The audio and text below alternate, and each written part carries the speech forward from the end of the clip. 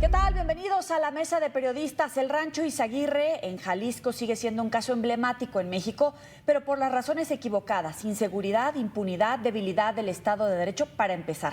Hace una semana, colectivos localizaron fragmentos óseos calcinados, molares y placas dentales en fosas clandestinas, algunas a 3 metros de profundidad. Aseguran que estos hallazgos superan los registrados en marzo de 2025, cuando se reportaron más de 1,800 indicios. ¿Qué implica esto para el gobierno de México y para la sociedad mexicana?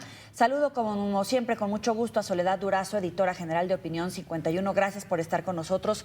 Y también a Leticia Bonifaz, columnista en El Universal y abogada. Doctora, como siempre, bienvenida. ¿Qué tal? Mucho gusto. También en Opinión 51. También en Opinión 51. ¿Qué mesón el que les presentamos hoy? Comienzo contigo, Soledad. En el libro de Sandra hay algunos testimonios, particularmente el de una mujer que revela lo que vio en el rancho, lo confirman otras personas que no se conocen entre sí, y conforme pasa el tiempo, todas estas historias se van confirmando a través, incluso, a pesar incluso de las propias autoridades, que hace parte de lo que reúne también Guerreros Buscadores de Jalisco. ¿Qué significa que después de un año comience a confirmarse esa información? Porque nos habla de que no es un hecho aislado, sino una maquinaria de violencia, como se dice en Opinión 51. Efectivamente, Joely, yo creo que aquí hay que reconocer, como siempre, el trabajo de los colectivos de buscadores, porque no han quitado el dedo del renglón y porque han hecho al Estado reconocer, y ahorita la doctora seguramente con todo su conocimiento sobre la legislación, ha hecho al Estado reconocer lo que se vino denunciando desde marzo del año pasado, cuando se descubrió el rancho Izaguirre. ¿Y cómo es posible que a estas alturas, pasado un año, todavía se sigan encontrando indicios que significan que pues ahí era un campo de adiestramiento donde los obligaban a trabajos forzados, había reclutamiento forzado, en fin? Creo que por un lado, pues qué bueno que la autoridad está reconociendo lo que siento yo que al principio intentó desestimar o intentó minimizar, y Sí. que, insisto, gracias a que los colectivos no han quitado el dedo del renglón, hoy tenemos estos avances ya aceptados por la autoridad. Tienes razón, doctora Leticia. Ha pasado más de un año, pero no estamos ni cerca de toda la verdad, ni cerca de todo el reconocimiento. ¿Por qué hay tantas reservas en este caso? Yo creo que primero hay que reconocer el trabajo de Sandra Normandía, que fue excelente, el gusto de compartir este espacio con Soledad y con ella, pero efectivamente la realidad supera cualquier cosa que hubiéramos podido imaginar, y lo que dijo Soledad es muy importante porque todas las desapariciones en México y todos estos horrores seguimos sabiendo de ellos, no porque el Estado siga allí presente, sino porque los familiares no quitan el dedo del renglón. Sí. Y finalmente el Estado pues tiene que acabar haciendo su tarea. Desde el inicio, cómo se aseguró el rancho, vienen todas las culpas de que es un tema del Estado, que es un tema federal, que le toca a cada quien. Pero lo que estamos viendo es que estamos muy lejos de saber finalmente qué pasó, pero yo colocaría en el centro de todos los derechos el derecho a la verdad, independientemente de todos los demás que quedaron implicados con este dolor para las familias. Claro. Doctora, ¿qué significa reconocer, a pesar incluso de las propias autoridades, que hay reclutamiento forzado en México? El reclutamiento forzado en México se da en muchos casos para chavos muy jóvenes llamados a trabajar. Se da el reclutamiento también para temas de trata de personas, pero esto que se dio en el rancho Izaguirre, porque están todos los testimonios previos cuando alguien salió esperanzado en que iba a conseguir un trabajo y cuando finalmente pierden ese contacto, pero ya no tenemos dudas de este nexo causal que hay entre la desaparición y las razones de por qué estaba allí la persona. No es que se haya ido voluntariamente, sino con todos estos engaños y, por supuesto, con el uso de la fuerza para obligarlos a mantenerlos allí en condiciones infrahumanas. Sol, ¿qué nos dicen las contradicciones y omisiones de las propias autoridades? Sí, ¿qué nos dicen? Como dicen las propias buscadoras, y cito textualmente una de sus publicaciones, dice, el reclutamiento forzado, las muertes y todo lo que eran obligados a hacer dentro de este lugar está ahí. La forma de operar hoy está saliendo a la luz. Esto confirma una vez más, la tierra habla y no miente. La tierra habla y no miente. Creo que es esa insistencia, es esa pertinencia de la organización desde la sociedad civil, en este caso hermanadas por un mismo dolor, que es el de perder a sus víctimas. Nos está hablando de que, sin duda, esa tiene que ser una línea, un camino que no debemos dejar de recorrer desde la sociedad civil organizada y exigir al Estado que reconozca, como está reconociendo en este caso, lo que antes negó. A mí me parece que no hay que olvidar cómo se permitió entrar a esa escena, y no sé si legalmente, doctora, haya alguna repercusión, cómo se permitió entrar a esa escena y violentar la escena del crimen con tanta con tanto relax por parte de las autoridades. Sí, hasta falta de sensibilidad, ¿no? Falta de respeto al trabajo. Si un año después de que ocurrió esto están dándose estos hallazgos, imaginemos qué tanto se perdió. Se pudo haber perdido muchísimo, pero esta tarea del Estado se la ha dejado a las madres buscadoras fundamentalmente, pero por supuesto que hay una responsabilidad de quien tenía la obligación jurídica de garantizar que eso quedara, como dices tú, resguardadas todas las escenas, que no es un terreno cualquiera, pero sí es algo que hubiera permitido que todos los forenses siguieran con investigaciones que les toca hacer, pero que por saturación o por lo que quieran, están haciendo las madres desde hace ya un buen rato en México. Le doy la bienvenida a Sandra Romandía, periodista, directora de MX, también escribe en Opinión 51. Bienvenida, como siempre. Lo que comienza a salir a la luz sobre el rancho Izaguirre lo vienes documentando desde el principio de esta historia y comienzan a confirmar tus datos muy a pesar de las propias autoridades. Asesinatos, reclutamiento forzado, restos humanos. Tú misma lo calificas como una maquinaria de violencia. Es algo gravísimo y no un hecho aislado, Sandra. Así es. Bueno, saludos a todas. Una disculpa por la tardanza aquí, problemas técnicos. Pues sí, como lo he contado en otras ocasiones, sí me gustaría hacer énfasis a un año de lo ocurrido en el rancho y a un año de que se estuvieron pues negando todo lo que al principio los colectivos de alguna manera estuvieron presumiendo, y algunas otras investigaciones periodísticas, aparte de la mía, del horror que había ocurrido ahí, que solo era un indicio del horror que está ocurriendo en toda una región o en todo un país, como es este dominio que tienen los cárteles sobre regiones enteras, sobre sectores económicos y sobre personas y sobre poblaciones completas, ¿no? Yo cuando empecé a hacer esta investigación, Joely, lo hice con la convicción, con la certeza, con la seguridad de que algo estaba por ocurrir, que no iba a haber vuelta atrás. Es decir, que esta historia, que era el rancho Izaguirre, nos podría demostrar por primera vez cuál era el destino de los desaparecidos, que no es que se hubieran borrado de la faz de la tierra, que no es que fueran un número más, que no es que se convirtieran en historias tristes y oscuras de madres y padres buscando solo porque sí, no, era el reflejo, en la historia del rancho Izaguirre, de un mecanismo sistemático que ha estado ocurriendo durante años, que es el reclutamiento forzado de los cárteles hacia los jóvenes para que funcionen como mano de obra ya no barata, mano de obra gratuita para estos grupos criminales que necesitan estar reponiendo y reponiendo y reponiendo a personas, a seres humanos, como si fueran cosas, como si fueran maquinarias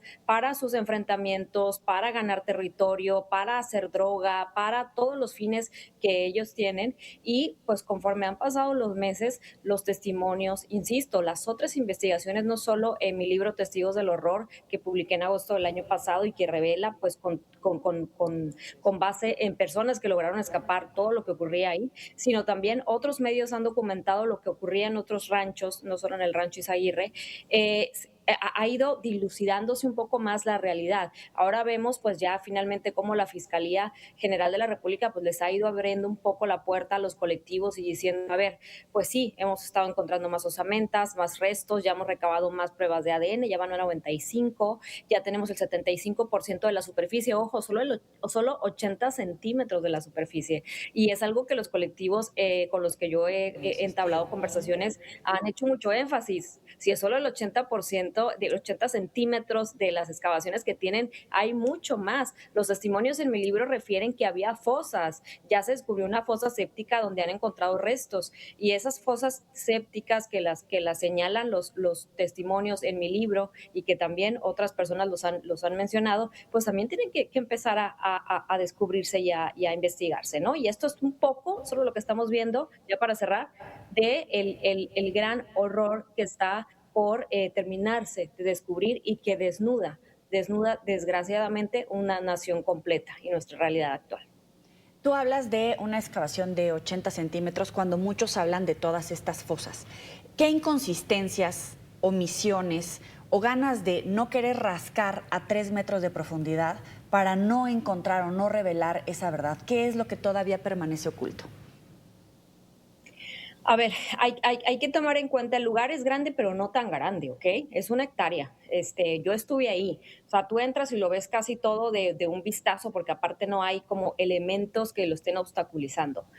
Lo que los colectivos refieren ahora en el siguiente ingreso es que sí hay una excavación más o menos minuciosa. ¿Y por qué tiene que ser así? Porque lo que los testimonios refieren y las investigaciones es que los métodos para descomponer o deshacer o de alguna manera desaparecer los restos humanos fueron sofisticándose de tal manera que el fin mayor de estos grupos criminales, en el caso del rancho Izaguirre, así como en muchos más que hay, porque se presume que hay al menos 40 campos y ranchos más en Jalisco, es que no haya si no hay cuerpo, no hay delito. Entonces empezaron a sofisticar con el paso de los años los métodos y los sistemas para descuartizar, para secar los cuerpos, para de alguna manera poderlos desaparecer de la faz de la tierra tal cual. Y por eso es que los trabajos de la Fiscalía han sido lentos, no estoy justificándolos, por supuesto, el trabajo de las autoridades ha sido absolutamente lento, pero creo que queda mucho más allá por hacer. Lo que sí vimos, y desde el principio, y creo que eso está costando, esos errores está costando muchísimo poderlos enmendar con el tiempo, es que yo hice una revisión con respecto a las excavaciones que hicieron las madres buscadoras en los días cuando entraron al principio, que empezaron a hacer transmisiones en vivo y etcétera, y empecé a capturar las imágenes para ver cuadro por cuadro, metro por metro, y hacer una cuadrícula del espacio. Y cuando yo fui, encontré esas excavaciones tapadas, ¿no? Entonces, si es una investigación abierta, ¿por qué los lugares que ellas habían podido abrir con positivos, es decir, con cuerpos, después estaban tapadas? Esas son algunas de las pues anomalías, irregularidades que los mismos personas del Instituto Jalisciense de Jalisco, de Ciencias Forenses, y también la Fiscalía General de la República, con quien yo he podido hablar, pues ha reconocido. Fueron tantos los errores que nos están costando, conforme va pasando el tiempo, poder enmendarlos y poder llegar al fondo de la realidad. Tenemos que hacer una pequeña pausa aquí en la mesa de periodistas. Ya volvemos. Continuamos en la mesa de periodistas. Estamos hablando del caso del rancho Izaguirre en el estado de Jalisco, en territorio mexicano. ¿Qué pasa con la Procuración de Seguridad y Justicia? ¿Qué tiene una madre buscadora para encontrar restos humanos, para encontrar personas, para encontrar incluso personas vivas que no han tenido las autoridades para dar esos resultados, incluso con un presupuesto estatal para atender ese tipo de situaciones? Vamos a enfocarnos en la parte precisamente de justicia. ¿Qué ha pasado con los responsables de garantizar la seguridad, las investigaciones dentro del rancho, de atender las denuncias de los colectivos? Doctora Bonifaz. Yo creo que Sandra tiene mayor detalle de lo que ha pasado, porque yo no conozco específicamente ese dato, así que le pasaría a ella la palabra. Dale, aprovechemos sí, pues mira, tu presencia. Hasta ahora, sí. Gracias. Y lo publicaba en una columna en Opinión 51 esta semana sobre los avances que sí hay, que es decir, han detenido personas que directamente estaban relacionadas con el rancho, con las personas que reclutaban a los jóvenes, con la pareja del que reclutaba, con el coreano, que es uno de los personajes que torturaba directamente a quienes no hacían las sentadillas, las burpees, a los jóvenes que no podían más físicamente. Él se dedicaba directamente a darles de tablas y torturas. Estas personas fueron detenidas, los policías, el alcalde y demás. Pero lo que yo siempre he dicho es que si esto funcionó por tantos años, si estos tipos de lugares, que no solo uno, que no solo fue una semana, un mes, 2 meses, años, ¿cómo es posible que solo estén detenidas con nombre y apellido, eso es importante decirlo, cerca de 15 personas, ¿sí? Y el secretario, el titular de la Secretaría de Seguridad Ciudadana, Omar García Harfuch, dice que hay más de 40 sin decir nombres y apellidos, entonces ahí queda un gran misterio, porque no sabemos ni qué hacían, ni quiénes son, ni nada, de eso no hay información. En un sistema tan grande que pudo haber tenido aprisionado a tantas personas durante tantos años, en tantos espacios, en una región como Jalisco, que es la con mayor número de personas desaparecidas, ya 16,000. No puede ser que solo sean esas personas las procesadas. ¿Dónde están los funcionarios? ¿Dónde están las personas relacionadas a la Guardia Nacional, al gobierno federal, al gobierno estatal, a la policía estatal, a los gobernadores, la gente cercana al gabinete? ¿Por qué nadie hizo nada tanto tiempo? Entonces, para mí siempre la gran pregunta es, en esa cadena jerárquica, ¿dónde están los peces fuertes? ¿Dónde están las personas con peso que deberían de estar procesadas y procurando justicia? Yendo a tu pregunta, ¿no? Eso es lo que va a quedar en el aire. Creo que nos los deben a las y los ciudadanos. Soledad. Híjole, creo que cada vez, en tanto vamos conociendo más datos, pues yo quiero pensar que nos estamos sensibilizando ante esta gran tragedia que significa el caso de las desapariciones en México. El gobierno habla de que de los 132,000 desaparecidos, un tercio habría tenido actividad después de tener el reporte de desaparición. Leyendo a Sandra precisamente, nos habla de cómo algunos nombres de personas que están desaparecidas están siendo utilizadas eh, para darles actividad financiera, es decir, suplantar personalidad para que a través de esa personalidad suplantada cometer fraude. Entonces no sabemos hasta dónde está, si la autoridad dice, de esas 132,000, un tercio ha reportado actividad, ¿cuántas estará contando que fueron detectadas porque tuvieron alguna actividad financiera, pero en realidad esa actividad financiera es producto de todo un entramado que implica la falsificación y que la delincuencia está detrás de esas trampas en las que caemos muchas veces los ciudadanos a través de una llamada telefónica y cuestiones así. Ya que tocas el tema de las desapariciones, hoy estamos hablando del Rancho Izaguirre en Jalisco, pero hablamos de desapariciones en todos los estados, en Tamaulipas, en Veracruz, en Nuevo León. ¿Qué pasa con el tema de las desapariciones? ¿Realmente se está haciendo lo que se debe? ¿Hay lecciones aprendidas a partir del Rancho Izaguirre, a partir de estas zonas de exterminio, para que el gobierno de la presidenta Claudia Sheinbaum empiece a cambiar su política? Porque no solamente es la presión de la ONU, al final, ¿qué pasa con las respuestas que se le dan a las familias de todos esos desaparecidos? Ahora sí voy con usted, doctora. Pues mira, yo creo que no es menor el trabajo de la ONU y hay que tomarlo muy en serio porque son expertos independientes que a distancia de México y revisando muchos países dijeron que pues el Estado mexicano está rebasado, cosa que es verdad. Entonces yo sí veo que está empezándose a dar un giro en la política de seguridad pública muy importante en el gobierno de Claudia Sheinbaum, pero por el otro lado se sigue pensando que a nivel mundial se tienen en cuenta sexenios y qué pasó en el 18 y en el 19. Hay un continuo que es el que es revisado por los órganos de Naciones Unidas, y lo que ven es que esto no solo ha ido empeorando, sino que justamente lo que nos ofrecen, y para mí que había que aceptarlo, es cómo ayudar a que México salga de este bache terrible de tanto dolor en el que nos encontramos, en donde ya se vio, como lo dijo Sandra, que no están funcionando las instituciones si lo ponemos en términos de qué tanta posibilidad de fincar responsabilidades hay y qué márgenes de impunidad tenemos de principio a fin. Claro. Soledad, y es que caemos en el mismo punto que decía Sandra. Pasa por, a nivel local, las autoridades estatales, las autoridades federales, Procuración de Justicia, policías, pasa por todos lados. Es complicado también mover esa maquinaria, todos esos hilos de corrupción e impunidad, Soledad.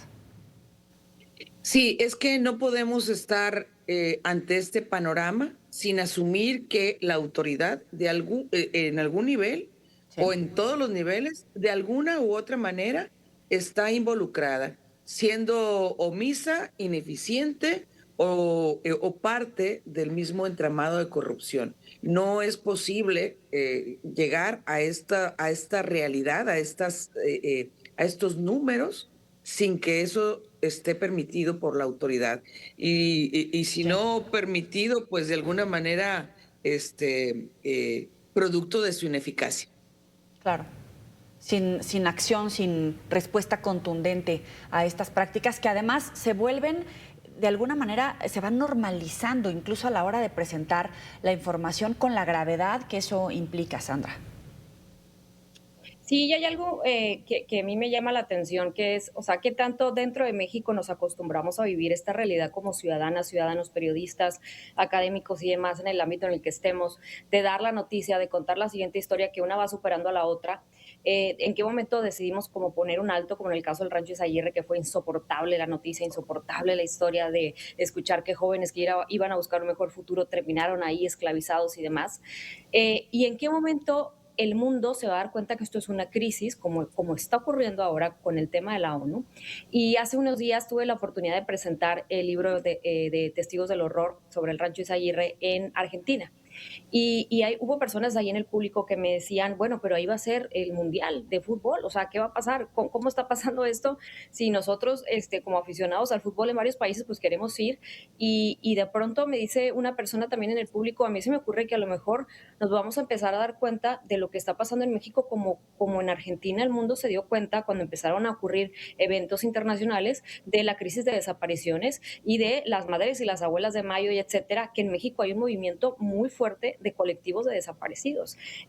Y es probable, porque los colectivos se están organizando para hacer algunas manifestaciones y demás con respecto a antes de las actividades del Mundial, y es probablemente que estemos en el foco vergonzosamente global, porque esta crisis está rebasada y que este tema de las buscadoras, de las madres y padres buscadores, esté en la narrativa internacional a partir de un evento que vamos a presenciar en los próximos meses, que es de otra índole de entretenimiento, pero que por fin las autoridades tienen la seriedad que se le tiene que dar al tema de la crisis de desapariciones en México. Oye, pero lo más triste de esto es que están preocupados en atender que no haya manifestaciones, en minimizar el motivo de la manifestación, más de atender de fondo, en este caso, el tema de las desapariciones, Sandra. Sí, o sea, que no haya actividad, que no haya narrativa, que no haya adjetivos que lastimen, como lo fue desde el principio el caso del Rancho Izaguirre, que no se le diga de exterminio, que no se diga que había reclutamiento forzado, que eso ya se aceptó por fin hace unas semanas, eso es algo positivo. Y cómo duele o cómo se interesa más un gobierno en manejar más la narrativa, en manejar más, en ocultar, en que no salgan las noticias, que en realidad pues crear una estrategia para atacar el problema, ¿no? Claro, Soledad, un comentario final, por favor. Pues un comentario final, yo diría que el libro de Sandra Romandía, Testigos del Horror, es horroroso leerlo, pero sumamente necesario. Yo confieso que a veces me dejó sin dormir por el escenario, por la realidad tan cruda que relata. Y en ese sentido, pues, pues no es sacándole la vuelta a la realidad, sino Claro. enfrentándola. Creo que nos puede ayudar como sociedad a dimensionar este tema de las desapariciones, ya no quitar el dedo del renglón desde cualquier ámbito de acción en el que nos encontremos para seguir reclamando que por favor se haga algo al respecto. Doctora, 20 segundos. Pues sí, no se puede más que admitir que esto está pasando. La palabra clave en el informe de la ONU es aquiescencia, y la aquiescencia es permitir que eso suceda, no tanto acciones del Estado, sino omisiones más bien. Y bueno, felicitar a Sandra por ese trabajo tan extraordinario. Claro. Soledad Durazo, Sandra Romandía, Gracias. Leticia Bonifaz, gracias por estar con nosotros aquí Gracias. en la Mesa de Periodistas. Nos vemos la próxima. Pásenla bien.